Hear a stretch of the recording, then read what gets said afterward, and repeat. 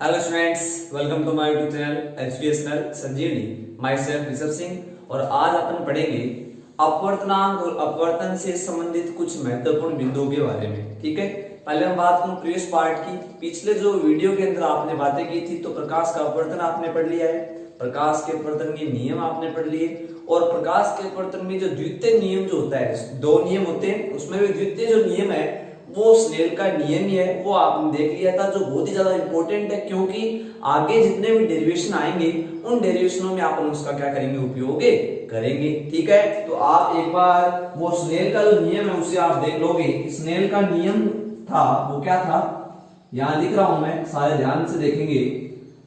Snail का जो नियम है, स्नेल का नियम वो क्या था, एक बार दोबारा बता देता हूं मैं।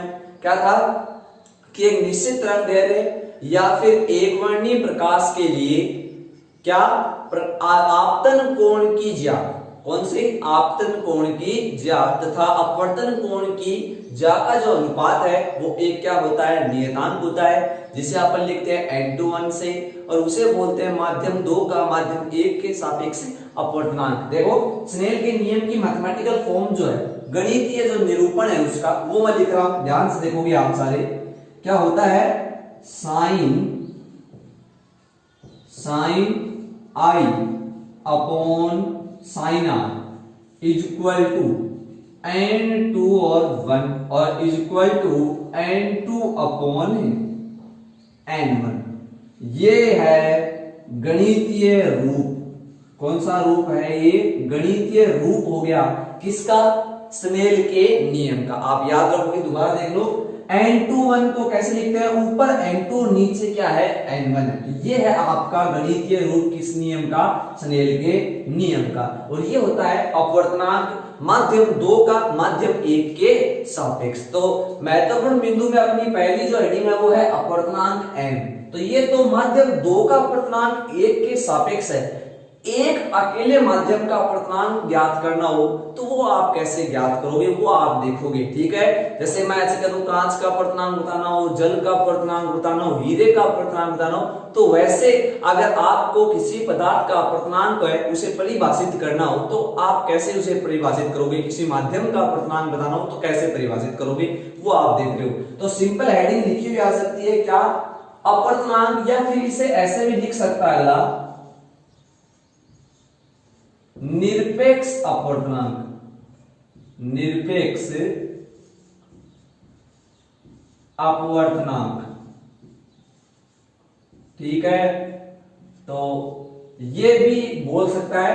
तो जो क्वेश्चन आता है आरबीएससी बोर्ड में ऐसा आया हुआ है, माध्यम के अपवर्तनांक को परिभाषित, किसी भी माध्यम का जो अपवर्तनांक है उसे क्या कीजिए, परिभाषित कीजिए। तो उसका मतलब किससे, अपवर्तनांक सही है। ठीक है ना, तो ध्यान रखना, माध्यम का अपवर्तनांक बोल दे, निरपेक्ष अपवर्तनांक बोल दे, या फिर सिंपल अपवर्तनांक बोल दे, बात एक है। 1 नंबर की ये डेफिनेशन आती है तो आप इस पे इंपोर्टेंट लगा लेना, काफी इंपोर्टेंट है ये डेफिनेशन, कई बार पूछ लेता है। ठीक है, अपवर्तनांक है क्या वो अपन देख लेते हैं। ठीक है, तो ये जो स्नेल का नियम है, मैं एक बार इसे रफ कर देता हूं, ये इसकी मैथमेटिकल फॉर्म होगी जो आपको याद रखनी है। देखो अपवर्तनांक क्या होता है, तो आप ये याद रखोगे, अपवर्तनांक जो है वो किसी भी माध्यम के अंदर प्रकाश की गति को निर्धारित करेगा कि किस माध्यम में प्रकाश का वेग अधिक होगा, किस माध्यम में प्रकाश का वेग कम होगा, ये कौन निर्धारित करेगा, ये निर्धारित करता है कौन है, अपवर्तनांक। ठीक है ना, अब कैसे निर्धारित करता है, तो आप ये याद रखो, वायु के सापेक्ष अपवर्तनांक ना हमेशा ज्ञात किए जाते हैं किसी माध्यम की। वायु के सापेक्ष ही क्यों ज्ञात किया जाता है, क्योंकि वायु जो है उसका अपवर्तनांक 1 होता है, वो एक अलग बात होगी। लेकिन आपको अभी के लिए यही याद रखना है कि अपवर्तनांक एक ऐसी भौतिक राशि अपन बोल सकते हैं जो क्या निर्धारित करती है, वेग को निर्धारित करती है कि किसी भी माध्यम में प्रकाश का जो वेग है वो कैसा होगा, प्रकाश का वेग अधिक होगा, कम होगा, वो कौन निर्धारित करेगा, अपवर्तनांक निर्धारित करेगा। और अपन ऐसे भी बोल देते हैं कि जो प्रकाश, किसी माध्यम का जो अपवर्तनांक है वो प्रकाश के वेग के व्युत्क्रमानुपाती होता है। मतलब अगर अपवर्तनांक का मान बढ़ रहा है तो प्रकाश का वेग घटेगा। अगर अपवर्तनांक का मान कम हो रहा है तो प्रकाश का वेग बढ़ेगा, वो अलग बात होगी। ठीक है, तो सबसे पहले मैं इसकी परिभाषा आपको बताऊंगा। परिभाषा बताने से पहले मैं आपको इसका एक बार सूत्र लिख के दे देता हूं और फिर अपन इसकी परिभाषा बना लेंगे। तो देखो, अपवर्तनांक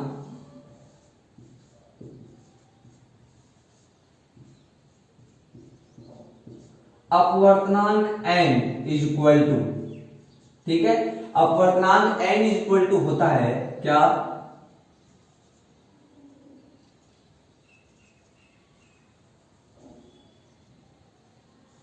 प्रकाश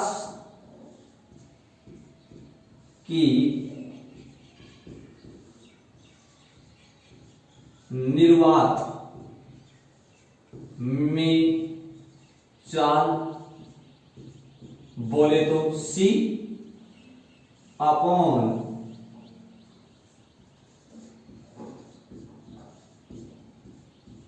प्रकाश की माध्यम में चाल। जिस भी माध्यम का अपवर्तनांक आप ज्ञात कर रहे हो उस माध्यम में चाल देखोगे, प्रकाश की माध्यम में चाल। v से मैं उसे लिख देता हूं, प्रकाश की निर्वात या वायु में जो चाल होती है सभी को पता है 3 × 10⁸ होती है, और ये पता है। और किसी माध्यम में अगर आपको पता हो, दोनों को अगर आप डिवाइड कर दोगे तो अपवर्तनांक एक भौतिक राशि उसे वो निरूपित करेगी। देखो, इसे सिंपल वे में बोलूंगा तो n इज इक्वल टू होगा c upon v। n is equal to क्या होगा, c अपॉन v। ठीक है, अब देखो ये निर्धारित कैसे करते हैं। देखो, ये सभी को पता होता है कि जो प्रकाश की निर्वात में या वायु में जो चाल है वो 3 × 10⁸ होती है। अब जिस भी माध्यम में आप क्या कर रहे हो, जैसे सपोज वो कांच का आप अपवर्तनांक ज्ञात कर रहे हो, तो कांच के अंदर आपको प्रकाश का वेग ज्ञात करना पड़ेगा और उसे किससे डिवाइड कर दो, उसे उस चाल से डिवाइड कर दो जो निर्वात में प्रकाश की थी। बोले तो 3 × 10⁸ से माध्यम यानी कांच के अंदर जो चाल है उसे आप डिवाइड कर दोगे, भाग दे दोगे, तो अपवर्तनांक आ जाएगा। ठीक है, तो देखो भी यहां देखना, थोड़ा सा मैं आपको बताऊं कि कैसे अपवर्तनांक का निर्धारण करते हैं। तो ये हो गए दो पृष्ठ, दो पृष्ठ का मतलब दो अलग अलग माध्यम, एक माध्यम ये रहा, दूसरा माध्यम ये रहा। आपको करना क्या है वो आप देख लोगे एक बार। आपको करना है कि प्रथम माध्यम है वो हमेशा ही आपको निर्वात रखना है। क्या रखना है, निर्वात या फिर वायु बोल दूं मैं। ठीक है, और द्वितीय माध्यम है वो माध्यम लेना है जिसका अपवर्तनांक आपको ज्ञात करना है। ठीक है ना, तो ये मैं माध्यम ले लेता हूं और ये माध्यम कौन सा है आप बताओगे।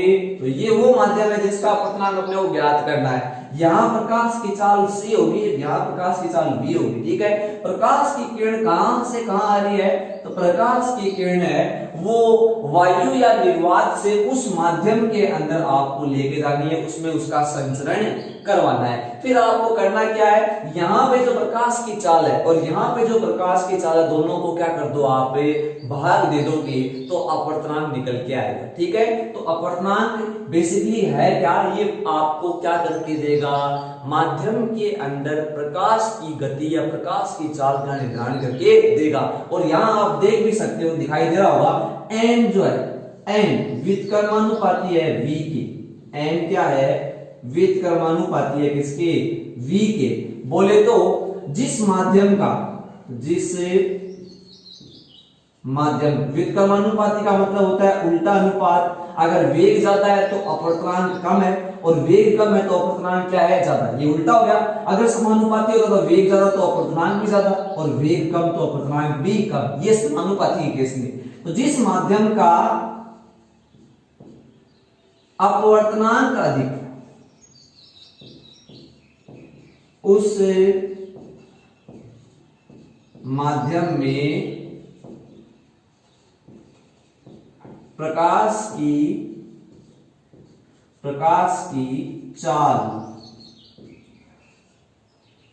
की चाल क्या होगी, कम होगी। ठीक है, ये आप याद रखोगे। ये अपवर्तनांक की परिभाषा अब मैं बनाने जा रहा हूं, ध्यान से देखो।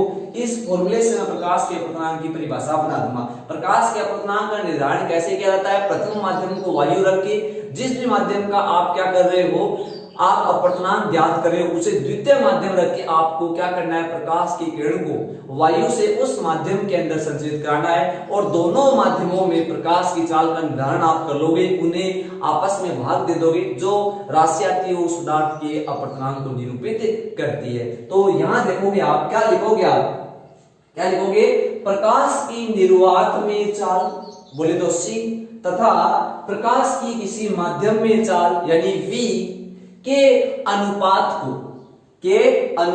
को क्या कहते हैं, उस माध्यम का अपवर्तनांक कहते हैं। n = C/V, ये हो गया क्या, अपवर्तनांक। नीचे ये भी लिख दोगे, किसी भी माध्यम का अपवर्तनांक उस माध्यम में प्रकाश के वेग के व्युत्क्रमानुपाती होता है। बोले तो आप ऐसे लिख सकते हो कि अगर माध्यम में क्या है अपवर्तनांक, या अगर माध्यम में प्रकाश का वेग क्या है, अधिक है, तो उस माध्यम में प्रकाश की चाल कम होगी, और अगर क्या है वेग कम है तो अपवर्तनांक ज्यादा आएगा। ठीक है ना, तो ये आप देख लेना, अगर अपवर्तनांक कम तो वेग ज्यादा, अपवर्तनांक ज्यादा तो वेग कम। ठीक है, ये आपकी बात हो गई क्या, अपवर्तनांक की। और ये भी लिखोगे आप कि पदार्थ का जो किसी भी माध्यम का या किसी भी पदार्थ का जो अपवर्तनांक है वो उस माध्यम में या उस पदार्थ के अंदर प्रकाश की जो चाल है उसके क्या होता है, व्युत्क्रमानुपाती होता है। ठीक है, तो ये आप लिख दोगे। ठीक है ना, चलो, तो ये हो गया अपना अपवर्तनांक के बारे में। अब मैं एक बात पूछूं आपसे, देखो ये भी बड़ी इंपॉर्टेंट चीज बन जाती है यहाँ पे कि अपवर्तनांक की जो विमा और मात्रक है वो क्या होंगे। तो देखोगे आप एक बार देख लोगे यहाँ पे, इसका मात्रक जब मैं बनाने की कोशिश करूंगा, तो देखो ऊपर है वेग, नीचे भी क्या है वेग, बोले तो ऊपर भी मीटर प्रति सेकंड और नीचे भी क्या है मीटर प्रति सेकंड, दोनों आपस में कट जाएंगे तो फिर तो कुछ नहीं बचेगा। इसका मतलब अपवर्तनांक एक क्या है, अपवर्तनांक एक मात्रकहीन एवं विमाहीन राशि है। तो अपवर्तनांक का वो क्या हो गया, मात्रकहीन एवं विमान राशि। ठीक है ना, तो ये आप याद रखोगे कि अपवर्तनांक एक ऐसी राशि है मात्रकहीन एवं विमाहीन ये राशि है। तो मतलब न्यूमेरिकल के अंदर अगर आपको अपवर्तनांक पूछा है और लास्ट में मान लो कि कैलकुलेशन के बाद में n बराबर 10 आ गया, तो आगे आप उसके कोई भी मात्रक न लगा के उसके आगे क्या लिख दोगे, मात्रकहीन। ठीक है ना, तो आपको ये लिखना पड़ेगा n बराबर 2 और उसके आगे लिख दोगे ब्रैकेट में मात्रकहीन, क्योंकि इसका मात्रक नहीं होता है। ठीक है, तो ये था आपका अपवर्तनांक। ठीक है, अब देखो कुछ पदार्थों के अपवर्तनांक के बारे में मैं आपको बता देता हूं, तो आप एक टेबल बना लोगे जिससे आपके ये जो अपवर्तनांक है माध्यमों में या फिर किसी पदार्थ के कुछ एग्जाम्पल मैं आपको लिखा रहा हूं जो अपने आरबीसी बोर्ड में काम में आने वाले हैं। तो देखो इस साइड में पदार्थ लिखूंगा और इस साइड उनके क्या लिखूंगा, अपवर्तनांक लिख दूंगा। तो ये एक छोटी सी टेबल है, वो आप बना लो अपनी कॉपी के अंदर। ठीक है, तो ये इस साइड मैंने लिखा है पदार्थ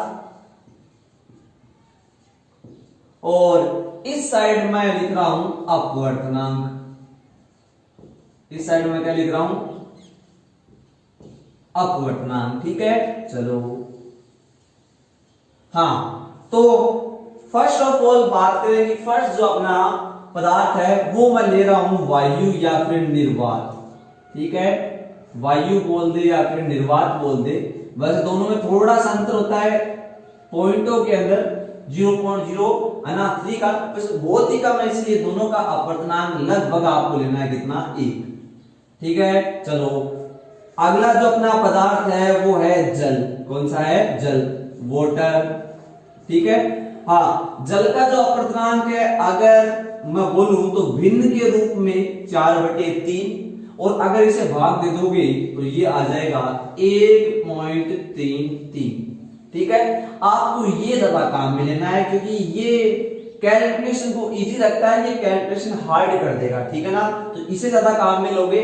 कुछ आपके एग्जांपल्स हैं, बहुत ही रेयर केस में तब ये काम में आता है, ठीक है। तो बाकी यही काम में लेना है, ठीक है। आगे चलते हुए इसी क्रम में अपन देख लेते हैं कांच का जो अपवर्तनांक है, ग्लास, ठीक है ना, ग्लास बोलेंगे तो इसका अपवर्तनांक होता है 3/2 या फिर बोले तो यहां आप लिख सकते हो 1.5, ठीक है। और लास्ट है वो मैं लिख देता हूं हीरा, बोले तो डायमंड, ठीक है। और हीरे का जो अपवर्तनांक है वो होता है 2.42, ठीक है।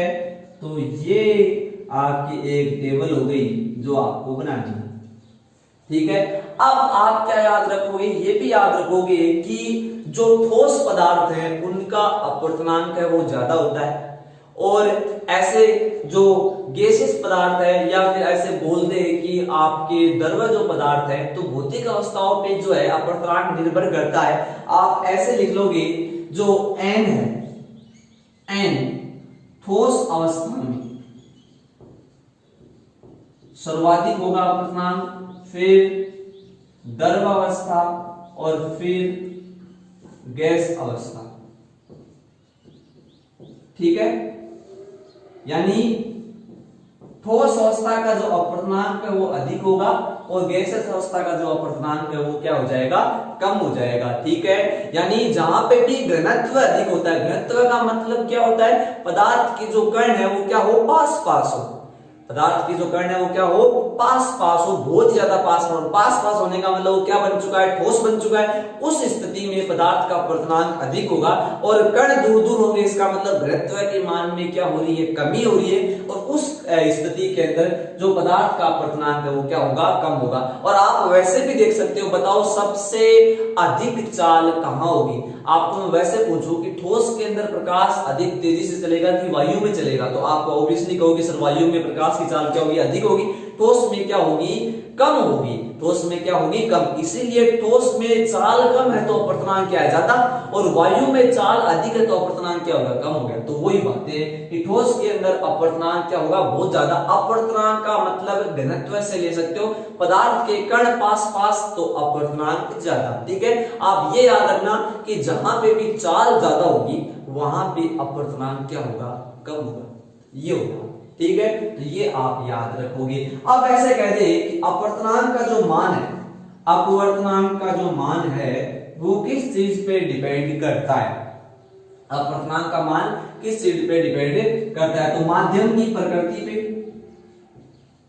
माध्यम की प्रकृति कैसी है उस चीज पे ये डिपेंड करेगा, ठीक है। फिर माध्यम की भौतिक अवस्था पे, माध्यम की भौतिक जो अवस्था है उस पे ये डिपेंड करेगा, ठीक है। रंग पे, माध्यम का जो रंग है उस पे भी ये क्या करेगा, डिपेंड कर लेगा, ठीक है। और लास्ट लिख देता हूं ताप, एवं दाब भी लिख सकते हो, उसे ताप लिख सकते हो। माध्यम का पदार्थ जो ताप है उस पर भी ये क्या करता है, डिपेंड करता है। तो ये मैंने 4 अना जो आप कहीं बिंदु लिखे हैं, उन बिंदुओं पे माध्यम का अपवर्तनांक क्या है, निर्भर करता है। पहले तो माध्यम की प्रकृति कैसी है, ठोस है, द्रव है, गैस है, इस चीज पे डिपेंड करेगा। भौतिक अवस्थाएं भी आपको पता है कि उन चीज पे क्या है, डिपेंड करेगा। रंग भी आपको पता है उस चीज पे भी डिपेंड करता है, और ताप जो है उस पे भी क्या है, ये डिपेंड करता है। अब ये जो हीरा है, हीरे के लिए अपवर्तनांक आया 2.42, ये मैक्सिमम बताया जाता है। क्या बताया जाता है, मैक्सिमम की अधिकतम जो अपवर्तनांक है वो किसके लिए होता है, तो वो हीरे के लिए होता है, ठीक है ना। तो याद रखोगे आप कि हीरे के लिए जो अपवर्तनांक का मान है वो क्या होगा, कम होगा, सबसे अधिक होगा, ठीक है। आप नोट कर लो इसे फटाफट।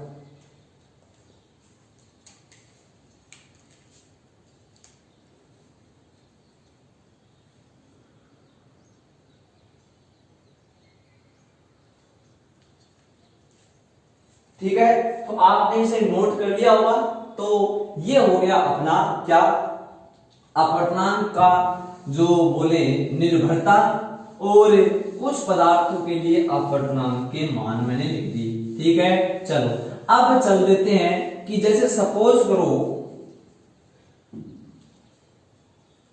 प्रकाश जो है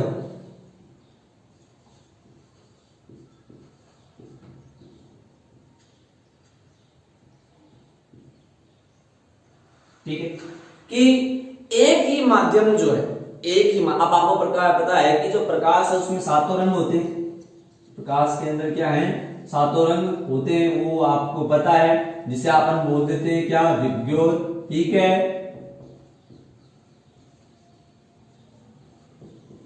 ठीक है, प्रकाश सातों रंग होते हैं, सभी को पता है, 7 रंगों से मिलकर बना होता है विबग्योर। मैंने क्रम लिख दिया, दृश्य क्षेत्र है। ठीक है, हाँ, अब आपको कहे कि जैसे एक माध्यम है,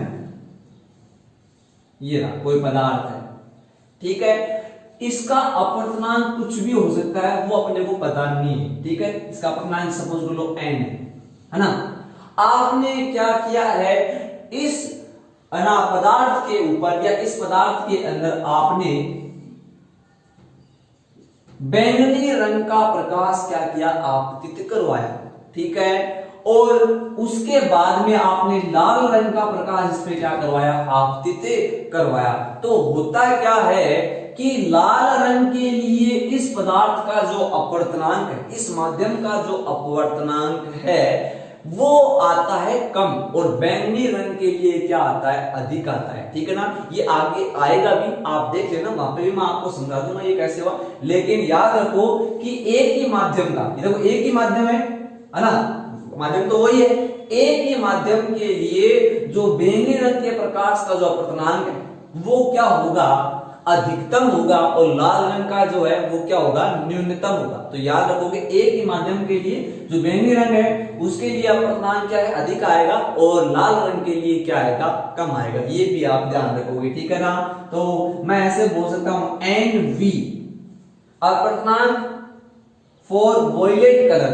अपवर्तनांक है वो किस कलर के लिए, बैंगनी रंग के लिए, वो सर्वाधिक होगा अपवर्तनांक रेड।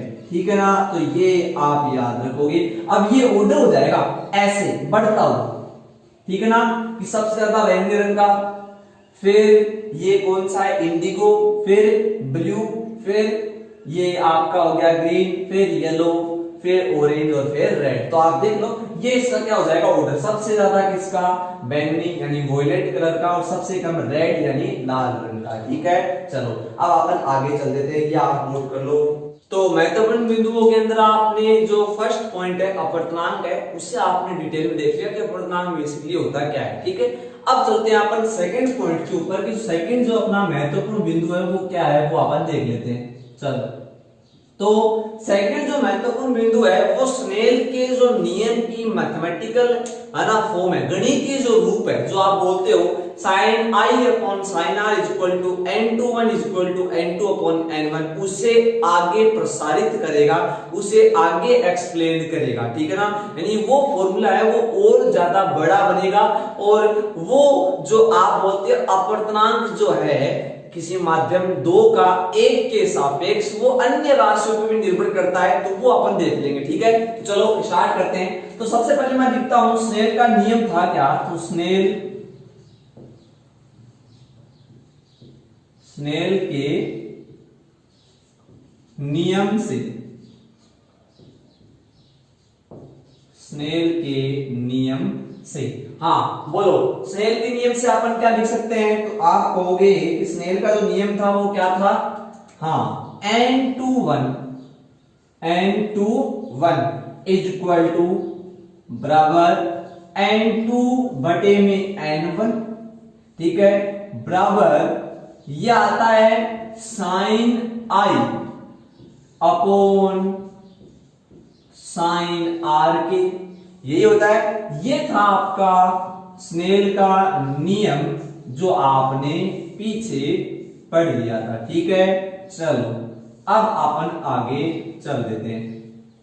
यह आपका स्नेल का नियम हो गया। ठीक है, अब देखो इसी फॉर्मूले को आगे और अपन डेराइव करते हैं। ठीक है ना, तो आप लिखोगे, अपन जानते हैं कि अपवर्तनांक n बराबर क्या होता है, c बटे v होता है ना, अपवर्तनांक n बराबर क्या होता है, c बटे v होता है। अब यहां n2 क्या है, n2 है माध्यम 2 का अपर्तनांक, माध्यम 2 का अपवर्तनांक है, ठीक है। n1 क्या है, माध्यम 1 का अपवर्तनांक। n21 क्या है, माध्यम 2 का 1 के सापेक्ष अपवर्तनांक। तीनों जो टर्म है, तीनों जो ये पद है वो मैंने आपको बोल दिए, ये आपको पता है, ये मैं बता रहा हूं। n2 है माध्यम 2 का अपवर्तनांक, n1 है माध्यम में 1 का अपवर्तनांक और n21 है माध्यम 2 का माध्यम 1 के सापेक्ष अपवर्तनांक। अब मैं बात करूं कि अपवर्तनांक होता क्या है, तो n बराबर होता है c/v। माध्यम 2 के लिए लिख दो तो आप लिखोगे n2 बराबर, इसी प्रकार n2 बराबर c के नीचे 2 नहीं लगा सकता। क्यों नहीं लगा सकता बताओ, क्योंकि c तो प्रकाश का वेग होता है, कहां, वायु में, वो तो सेम ही रहना है, वो तो 3 × 10⁸ मीटर प्रति सेकंड, तो वो तो नियत हो गया। उसके नीचे 1 2 थोड़ी लगाएंगे, c1 तो वो 3 × 10⁸ है, c2 तो वो 3 × 10⁹ हो जाएगा। ऐसा नहीं होता, प्रकाश का वेग है वो किसी भी माध्यम को ले लो है ना, कि वो वायु के अंदर तो है वो क्या रहेगा, 3 × 10⁸ रहेगा। तो ऊपर तो c है, नीचे v2, n2 यानी माध्यम का अपवर्तनांक, दूसरे माध्यम का अपवर्तनांक, दूसरे माध्यम का वेग, और ऊपर तो क्या आएगा, मैंने कहा था ना, प्रकाश का वायु में वेग। इसी प्रकार n1 पहले वाले माध्यम का अपवर्तनांक बराबर होगा, ऊपर तो क्या आएगा, वायु में वेग। मैंने बोला था ना, पहला जो माध्यम है वो वायु ही रहेगा और नीचे उस माध्यम में वेग, ठीक है ना। ये दोनों मान अपन यहां रख देंगे तो देखेंगे ये कैसा रूप लेता है। तो देखो n21 इज इक्वल टू, ठीक है, n2/n1, ठीक है ना। आगे देखो sin i upon sin r, बोले तो सही है बातें। अब देखो मैंने n2 की जगह लिखा है c/v2, ठीक है, और यहां लिखा है c/v1, ठीक है ना। अब ये वाले टर्म यू रोटेट हो जाएगी, अब होता है ऊपर से जाएगा ऐसे, तो c से c कैंसिल आउट हो जाएगा, c से c कट जाएगा और v1 चला जाएगा ऊपर, तो ये बनेगा v1/v2। बोलो सही है क्या। तो यहां से इसकी जो अदर फॉर्म है वो मैं आगे लिखता हुआ चलूंगा। देखो यहां पे इसे बंद नहीं करता, मैं इसे आगे लिखता हुआ चलूंगा। हाँ चल, तो आप क्या कहोगे कि यही किसके बराबर आ गया, v1/v2 के भी बराबर आ गया, ठीक है, सही है ना। ये तो आपने पहले ही पढ़ दिया और आपको अब पता चल गया कि n21 जो है वो n2/n1 के भी बराबर होता है, sin i/sin r के बराबर होता है, v1/v2 के भी वो बराबर होता है। चलो अब आप बताओ, एक और टर्म है वो भी देख लेते हैं। चलो बताओगे कि वेग जो है वो किसके समानुपाती होता है। तो आपने पढ़ा है, देखो वेग का मान किसके समानुपाती होता है, तरंग दैर्ध्य के समानुपाती होता है। मैंने जब किरण प्रकाश की स्टार्ट की तब ये आपको बताया था, 11th क्लास में भी आप पढ़ के आते हो कि v इज इक्वल टू होता है f लैम्डा, पढ़ा है ना आपने, ऐसा पढ़ा होगा v is equal to n lambda या फिर c is equal to n lambda, जैसा भी आपने पढ़ा है वो ये आपने पढ़े। यहां से आप कह सकते हो वेग तरंग दैर्ध्य क्या होता है, समानुपाती होता है। तो वेग होता है समानुपाती किसके, तरंग दैर्ध्य, ठीक है ना। वेग इसके समानुपाती है तरंग दैर्ध्य, यानी इसका मतलब क्या हुआ, जैसा परिवर्तन वेग में हो रहा है वैसा ही परिवर्तन किसमें होगा, तरंग दैर्ध्य में। बोले तो v समानुपाती किसके है, लैम्डा के है, ठीक है ना। अगर मैं ऐसे लिखूं v1/v2 तो उस साइड क्या आएगा, वो समानुपाती है तो λ1/λ2। बोले तो सही है क्या बताओ, समानुपाती है। देख लो 1 के सामने 1 आया, 2 के सामने क्या आया, 2 आया, तो समानुपाती है। अगर 1 के सामने 2 आता और 2 के सामने 1 आता तो फिर ये व्युत्क्रमानुपाती हो जाते, ठीक है ना। तो समान परिवर्तन है, तो जैसे आपने v1/v2 लिखा है वैसे आप क्या लिख दोगे यहाँ पे, λ1/λ2, ठीक है। या फिर इसी को आप देखो ऐसे भी समझ सकते हो, v बराबर होता है f लैम्डा, ठीक है, यहां से v1 बराबर आ जाएगा f लैम्डा 1, क्योंकि f तो यहाँ पे क्या होता है, नियतांक का कार्य करता है। ऐसे ही v2 बराबर आ जाएगा f लैम्डा 2, दोनों को डिवाइड कर दो तो v1 बटे v2 का जो मान है f से f कट गया, कितना आ गया, लैम्डा 1 बटे लैम्डा 2। तो ये अलग तरीका, अलग मैं बोल सकता हूं कि जो एक और तरीका है वो ऐसे v बराबर f लैम्डा 1 1 लगा दो, डिवाइड कर दो, भाग दे दो और फिर यहां मान रखो। तो ये है आपका इंपॉर्टेंट फॉर्मूले जो आप कह रहे हो स्नेल के नियम को आपने प्रसारित करते हुए बनाए। तो स्नेल का जो नियम है उसकी जो मैथमेटिकल फॉर्म है, गणितीय जो उसका रूप है वो इतना होता था, और आपको ये पता चल गया v1 बटे v2 के भी बराबर होता है, लैम्डा 1 बटे लैम्डा 2 के भी बराबर होता है, ठीक है। और ये द्वितीय नियम था वो आपको याद रखना है, ठीक है। तो n21 किसके बराबर आ गया, n2 बटे n1 sin i upon sin r v1 बटे v2 और इज इक्वल टू लैम्डा 1 बटे लैम्डा 2।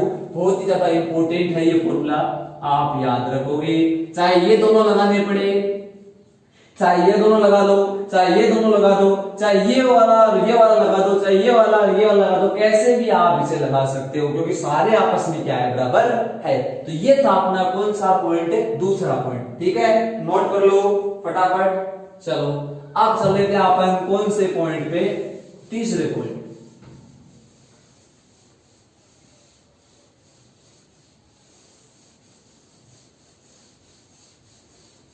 हाँ देखो तीसरा पॉइंट देख लोगे आप सारे, तीसरा जो पॉइंट है वो है क्या, तीसरा पॉइंट वैसे सिंपल ही है, ज्यादा हार्ड नहीं है, आपको पढ़ना सिखाएगा कि n21 n12 इन्हें आप कैसे पढ़ोगे। तो वो देखो, आप देखो n21 बुकों के अंदर देखो ये ऐसे भी लिखा हुआ मिल सकता है, n21 यहां भी लगा देते हैं, वो एक ही बात है, ठीक है। आप इसे कैसे पढ़ोगे वो देख लो आप, कि देखो n के आगे 2 लिखा है यानी n2, यानी बोले तो किसका अपवर्तनांक है, माध्यम 2 का, और पीछे जो है 1 यानी किसके सापेक्ष है, 1 के सापेक्ष। देखो n के नीचे 2, इसका मतलब क्या हुआ, कौन से माध्यम का अपवर्तनांक है, अपवर्तनांक है दूसरे माध्यम का, लेकिन कौन से के सापेक्ष, पहले के सापेक्ष। तो आप इसे क्या बोलते हो, माध्यम, इसे आप ऐसे पढ़ोगे, माध्यम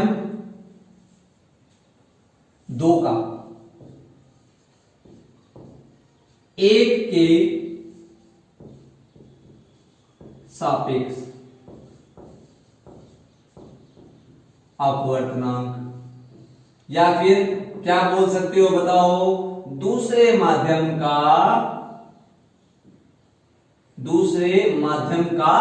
प्रथम माध्यम के सापेक्ष अपवर्तनांक, ठीक है। चलो अब ये किसके बराबर होता है, तो आप सभी को पता है n2 बटे n1 के ये बराबर होता है, ठीक है। चलो अब बताओ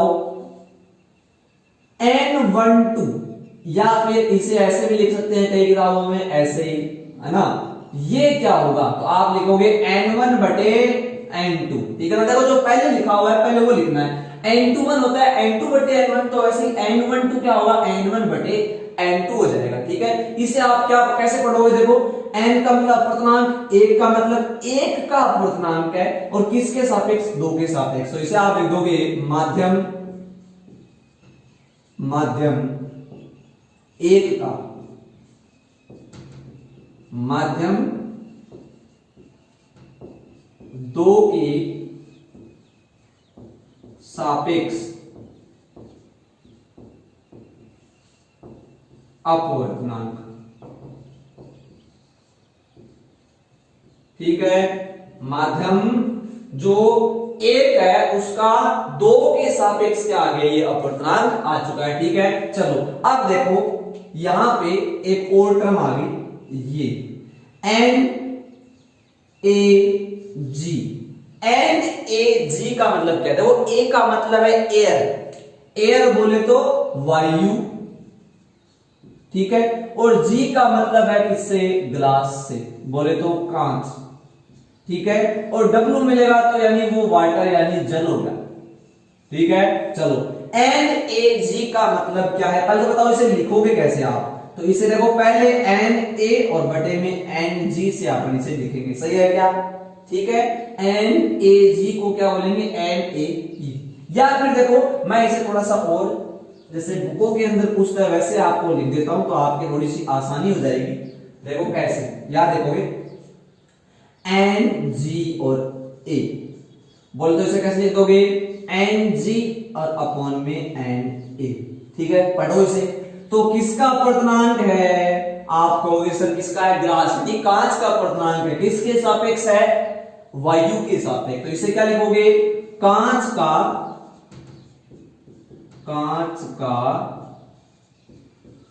वायु के सापेक्ष अपवर्तनांक। ठीक है, ठीक है, चलो। हाँ, और यहां आप लिख भी सकते हो, आपको पता है कि वायु का अपर्तनांक सीधे क्या होगा, एक। बोले तो ये एन जी ही आ गया। ये क्या आ गया, एन जी। मतलब वायु के सापेक्ष किसी का भी अपर्तनांक आप ज्ञात करो।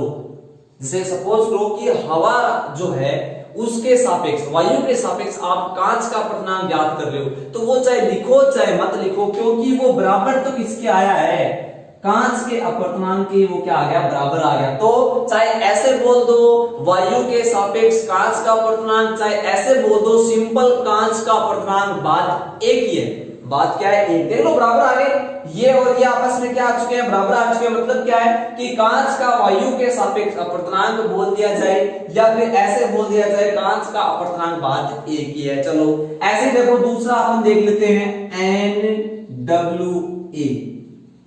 एन डब्ल्यू ए इसका मतलब क्या है, तो इसका मतलब है एन डब्ल्यू और नीचे आ जाएगा एन ए। जल का अपर्तनांक किसके सापेक्ष, हवा यानी वायु के सापेक्ष। ठीक है, और अगर मान भी आप रख देते हो तो ये किसके बराबर, तो ये तो एक है। अरे वायु का अपर्तनांक कितना होता है, एक ही तो होता है। तो ये एन डब्ल्यू के बराबर आ गया, तो सेम वही बात होगी, और इसे आप लिख भी लेना। ठीक है, और लास्ट जो है वो अपन देख लेते हैं, एन जी डब्ल्यू। ये क्या है, तो ये है एन जी अपॉन एन डब्ल्यू। ठीक है ना, एन जी अपॉन एन। बोलो पढ़ोगे कैसे, किसका अपर्तनांक किसके सापेक्ष है, तो आप कह दोगे क्या, किसका अपर्तनांक है, कांच का अपर्तनांक जल के सापेक्ष। तो कांच का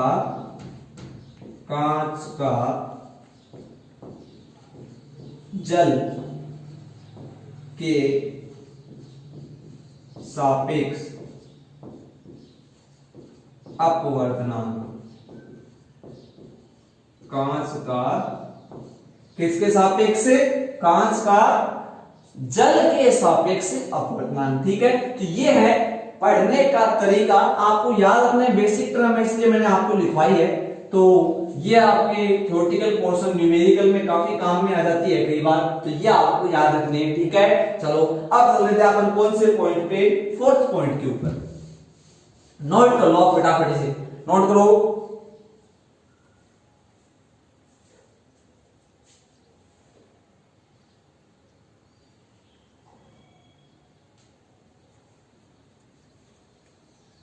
नोट कर लिया होगा। चलो अब चल लेते हैं अपन आगे वाले पॉइंट पे। ठीक है,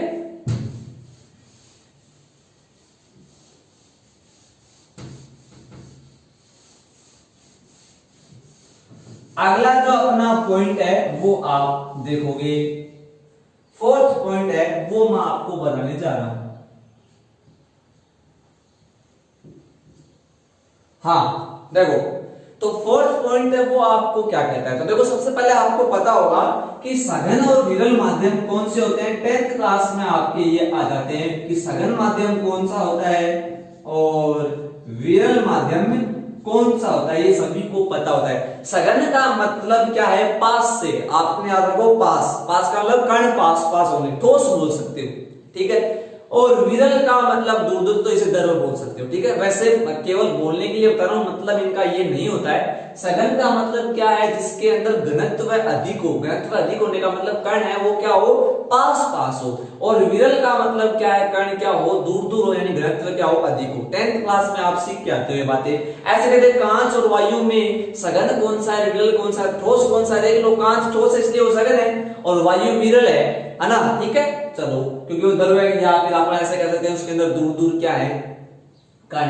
अगर कांच और जल की बात करें, ठोस कौन सा और द्रव्य कौन, विरल कौन सा, तो आप कहोगे कांच तो सघन हो गया, है ना, सही है ना, कांच क्या हो गया, सघन, और जल है वो क्या हो गया, विरल हो गया, क्योंकि उसमें जो कण है वो थोड़े दूर है, कांच में कण पास पास है। चलो हीरे और कांच की बात करें तो हीरा बहुत ज्यादा कठोर होता है, तो हीरा सघन माध्यम की तरह व्यवहार करेगा और कांच है वो विरल माध्यम की तरह व्यवहार करेगा। तो विरल और सघन का मतलब क्या होगा, सघन का मतलब कण पास पास होंगे और विरल का मतलब कण दूर दूर होंगे, ऐसे ही आप याद रखोगे, ठीक है। चलो तो अब मैं आपको बता रहा हूं कि सपोज करो कि जो किरण है वो सघन माध्यम से विरल माध्यम में जा रही है, यानी आप किरण को कहां भेज रहे हो, प्रकाश की किरण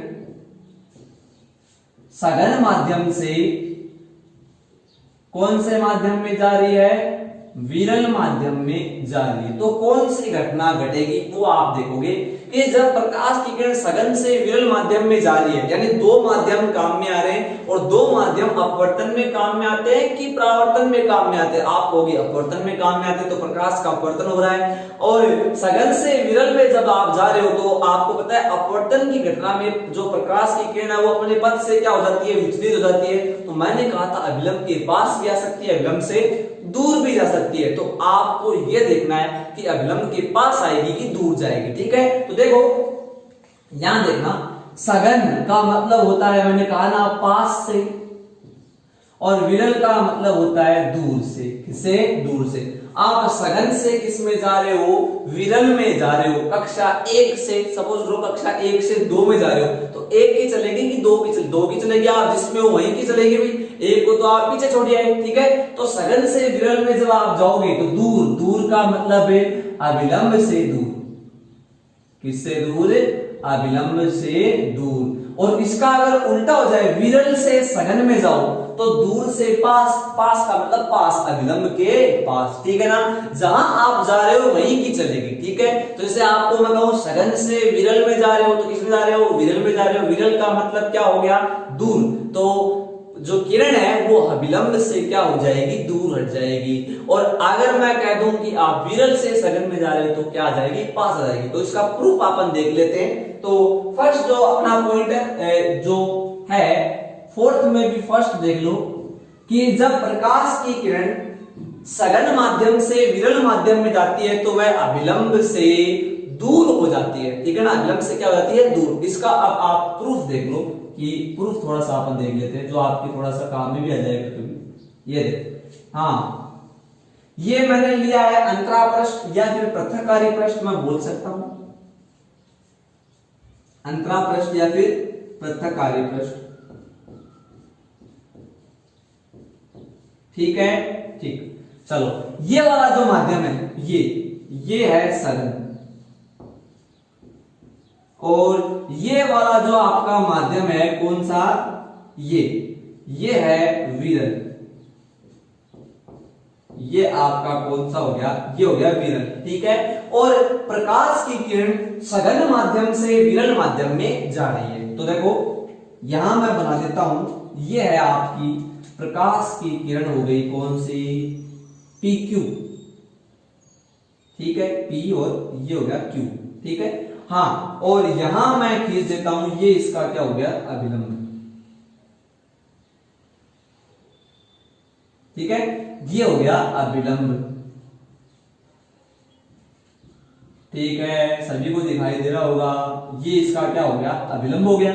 हाँ, अब बताओगे, देखो प्रकाश की किरण है वो सघन से विरल माध्यम से अपवर्तन हो रहा है, ये इसका कौन सा पथ हो गया, ये इसका वास्तविक पथ है कि इसे इधर जाना चाहिए था, लेकिन आपको पता है विरल में जाएगी, तो विरल का मतलब दूर, तो इससे ना अब अभिलंब से क्या हो जाएगी, दूर। तो ये इसका पथ है, लेकिन ये यहां जाएगी, यहां जाएगी, दूर चलेगी, दिख रहा है क्या, इस पर जाएगी क्या चलेगी, दूर। तो ये है कौन सी किरण, अपवर्तित किरण, कौन सी किरण हो गई, अपवर्तित किरण। हाँ बताओ, ये वाला कोण कौन सा है, ये वाला कोण हो गया I, और ये वाला कोण हो गया R, ये वाला कोण कौन सा हो गया R, ठीक है ना। चलो अब ध्यान से देखो कि इसमें प्रूफ क्या है, आपको क्या पता चलेगा कि अभिलंब से दूर होगी कि अभिलंब के पास आएगी, वो आप देख लो। तो देखो सघन माध्यम जो है वो पहला माध्यम है और ये दूसरा माध्यम है। अपर्तनांक को लिखते हैं n से, अपर्तनांक को लिखते हैं n से। पहले माध्यम के लिए 1 लगा देता हूं और द्वितीय माध्यम के लिए मैं 2 लगा देता हूं। यहां तक बातें सही है। बताओ सघन का अपर्तनांक अधिक होता है कि विरल का? सभी को पता है सघन का मतलब ठोस से है और सघन का अपर्तनांक का ठोस का अपर्तनांक ज्यादा होता है ना। तो सघन बोले तो अपर्तनांक ज्यादा है, इसका अपर्तनांक क्या है? कम। प्रूफ देख लो, आप सभी को पता है n1 इज ग्रेटर देन क्या है? n2। सही बोला है क्या मैंने? n1 इज ग्रेटर देन क्या आ गया? n2 आ गया। वो जो लाइन मैंने बोली थी उसका प्रूफ मैं बता रहा हूं कि सघन से विरल में जब जाएगी तो अभिलंब से दूर हो जाएगी, वो मैं आपको बताने की कोशिश कर रहा हूं। ये उसका डायग्राम हो गया। तो प्रूफ में देखोगे आप n1 is greater than n2, यानी n1 है वो बड़ा है इससे n2 से। ये आपको पता है क्योंकि सघन से विरल माध्यम का जो अपवर्तनांक है वो क्या होता है? कम होता है। ठीक है, चलो अब लगाओ यहां स्नेल का नियम। कौन सा नियम? स्नेल का, स्नेल का नियम। बोलो स्नेल का नियम क्या था? तो साइन आई बड़े sine are is equal to n2 बटे n1। यही था ना, याद करो। n21 is equal to n2 upon n1 is equal to sine I upon sine r. ठीक है क्या? यही होता है। चलो अब देखो, याद है ना? हाँ, तो चाहो तो आप इसे वेग से भी कर सकते हो, वेग के आधार पे भी ये आप प्रूफ कर सकते हो, अपवर्तनांक से भी आप कर सकते हो। बोलो n2 बड़ा है कि n1 बड़ा है? तो आप कहोगे चूंकि n2 बड़ा है, नहीं n2 नहीं सॉरी भी n1 है वो बड़ा है किससे? n2 से। n1 किससे बड़ा है? n2 से। अब देखो n2 के सामने लिखा हुआ है साइन आई और n1 के सामने लिखा हुआ है क्या? Sine r. अगर ये बड़ा है तो ये बड़ा ही होगा क्योंकि समानुपाती बोल सकते हैं अपन में, और ये बड़ा है तो ये बड़ा होगा। तो यहां से देखो n1 बड़ा है तो कौन बड़ा है? साइन आर बड़ा है। n2 छोटा है तो कौन छोटा है? साइन आई छोटा है। तो आप यहां लिख सकते हो क्या? साइन आई जो है, साइन आई जो है वो छोटा है किससे? आर से। ठीक है, और साइन आई छोटा है इसका मतलब आई छोटा है किससे? आर से। ये भी तो लिख सकता हूं। बोलो मैं आई किससे छोटा आएगा? आर से, क्योंकि साइन आई छोटा है साइन आर से, तो आर से छोटा आएगा कौन? आई। मतलब क्या है? आई बनाना है आपको कम और आर बनाना है आपको ज्यादा। यहां देखना आप सारे, ये वाला कोण क्या है? ये आई है। ये वाला कोण क्या है? आई। ठीक है ना? अब देखो ये वाला कोण भी क्या होगा? आई होगा। क्यों? देखो देख लो, ये वाली लाइन दिख रही है आपको और ये वाला लाइन दिख रही है। ये वाले कोण कौन से हैं? ये वाले हैं आपके शीर्षाभिमुख कोण। ठीक है ना विपरीत कोण भी बोल देते हैं, शीर्षाभिमुख बोलते हैं। तो ये वाला कोण इससे क्या है? बराबर है। आपने ये देख लिया कि जब n2 बड़ा होता है किससे? n1 से, या n1 जब बड़ा है n2 से, n1 जब n2 से बड़ा है तो कोण I है वो R से क्या आता है? छोटा आता है। मतलब R बड़ा आता है और I क्या आता है? छोटा। आपने देख लिया ये I है तो ये भी I है। अब आपको क्या है? किरण ऐसे बनानी है कि R का मान बड़ा है। तो सपोज करो अगर आप यहां बना देते ऐसे तो R का मान क्या आ जाता? देखो ये I है, ये R है, तो R का मान क्या आ जाता? छोटा नहीं आ जाता क्या? इसका मतलब बड़ा बनाना है। और बड़ा कोण कब बनेगा? जब आप इस वाली किरण को, जो अपवर्तित किरण को अभिलंब से दूर लेके जाओगे, अभिलंब के पास ले आओगे तो R कोण है वो क्या हो जाएगा? छोटा हो जाएगा। I क्या हो जाएगा? बड़ा हो जाएगा। लेकिन आपने क्या किया? इसे दूर लेके चले गए तो R कोण देखो बड़ा हो गया। I ये है और ये क्या है? R। तो R बड़ा हो गया, I क्या हो गया? छोटा हो गया। समझ गए क्या? तो अभिलंब से दूर लेके गई तभी तो ये घटना हुई। तो ये इसका प्रूफ कि I छोटा आया और R क्या आया? बड़ा आया। मतलब क्या है कि जो अपवर्तित किरण है वो अभिलंब से दूर हो जाएगी। ठीक है, चलो अब इसी का उल्टा भी आप देख लोगे, वो भी मैं आपको बता देता हूं, प्रूफ कर देंगे उसे भी, है ना। तो सिद्ध करने के लिए पहले आप उसकी थ्योरी देखोगे। थ्योरी में आप क्या लिखोगे? सेकंड पॉइंट क्या है? हाँ, उल्टा। इसी का उल्टा अपन देख लेते हैं क्या? कि प्रकाश की किरण विरल से सघन माध्यम में जा रही है। कौन से में जा रही है? सघन का मतलब पास आएगी, अभिलंब के क्या आएगी? पास ये आ जाएगी। तो देखो ये मैंने बना दिया क्या है? अंतरापृष्ठ। ये क्या हो गया आपका? अंतरापृष्ठ हो गया। ठीक है, चलो और ये मैंने ले ली क्या? प्रकाश की किरण होगी, ठीक है, आपतित किरण, ठीक है। चलो, और यहां मैं ये बना देता हूं अभिलंब, ठीक है, और ये वाला कोण हो गया आई, ठीक है ना। चलो, हाँ, ये वाला माध्यम सघन, सघन नहीं, आप विरल से सघन है तो ये वाला माध्यम विरल, और ये वाला माध्यम सघन। इसका अपर्तनांक n1 और इसका n2। देखो, अपर्तनांक को n से लिखते हैं, लेकिन माध्यम पहला है इसलिए n1 और माध्यम दूसरा इसलिए n2, ठीक है। चलो, अब देखो, यहां आप सघन से विरल में जा रहे हो, कहां जा रहे हो, नहीं, विरल से सघन में जा रहे हो, सॉरी, विरल से कहां जा रहे हो, आप सघन में जा रहे हो। तो देखो, ये इसका क्या है, ये इसका वास्तविक पथ है कि किरण को इस साइड जाना चाहिए था, ठीक है। लेकिन जब विरल से सघन में जाते हैं तो आपको पता है क्या, किरण है अभिलंब के पास आ गई, देखो, और ये कोण है कौन सा, आर, ये कौन सा है, आर, ठीक है, ये कौन सा है, आर, आपतन कोण और अपवर्तन कोण, ठीक है। चलो, अब देखो, मैं प्रूफ बता देता हूं आपको, करना क्या है। देखो, सबसे पहले आप लिखोगे स्नेल का नियम, तो स्नेल का नियम लिखोगे, स्नेल का नियम, तो स्नेल का नियम क्या है बोलो, तो आप कह सकते हो क्या, sine I upon sine r equal to n2 upon n1। लेकिन आपको पता है कि विरल माध्यम का अपवर्तनांक कम होता है, सघन का क्या होता है, ज्यादा। सघन का मतलब कण है पास पास, तो अपवर्तनांक ज्यादा, तो यहाँ अपवर्तनांक है ज्यादा, यानी n2 बड़ा है किससे, n1 से, ठीक है। तो n2 बड़ा है और n1 छोटा है, तो इधर बताओ, साइन आई बड़ा होगा और साइन आर क्या होगा, छोटा। आप लिखोगे इसलिए, चिन्ह दिख रहे होंगे, इसलिए साइन आई बड़ा आएगा किससे, साइन आर से, सही है क्या यहां तक। अब देखो, साइन आई बड़ा है साइन आर से, तो आई कोण किससे बड़ा आ गया, आर से, ये भी तो लिख सकते हो आप। अरे आई कोण किससे बड़ा आ गया, आर कोण से, आई बड़ा है। देखो, ये वाला कोण बड़ा बनाना है, ये वाला कोण छोटा बनाना, दिखाई दे रहा होगा आपको। देखो, अब यहां देखना, ये वाला कोण बताओ मेरे को कितना है, ये आई है, क्यों, अरे ये देखो, ये वाले कौन से कोण होते हैं, शीर्षक में बोलते हो या फिर आप विपरीत कोण भी इन्हें बोल सकते हो, तो ये वाला कोण इसके क्या है, बराबर है। लेकिन अब आपको आर जो है वो छोटा बनाना है, आपने देख लिया, यहाँ देखो, आर क्या बनाना है, छोटा। अगर आप दूर ले जाते हो तो फिर तो आर बड़ा बन गया, लेकिन अगर आप पास लेके आ जाते हो तो आर क्या बन गया, छोटा। तो पास लेके आए ना आप, कहां लेके आए, पास। तो पास का मतलब जब विरल से सघन में जाओगे तो आपको कहां आना पड़ेगा, पास आना पड़ेगा, ठीक है। तो ये इसका क्या होगा, प्रूफ हो गया, ठीक है। चलो, तो ये याद रख लेना, सघन से विरल में, तो विरल में गए दूर जाएगी, विरल से सघन में, तो सघन में आए तो इसका मतलब पास आ जाएगी, ठीक है। चलो, तो यहां तक आप याद रखोगे, आगे की जो बात है वो अपन नेक्स्ट वीडियो के अंदर करेंगे।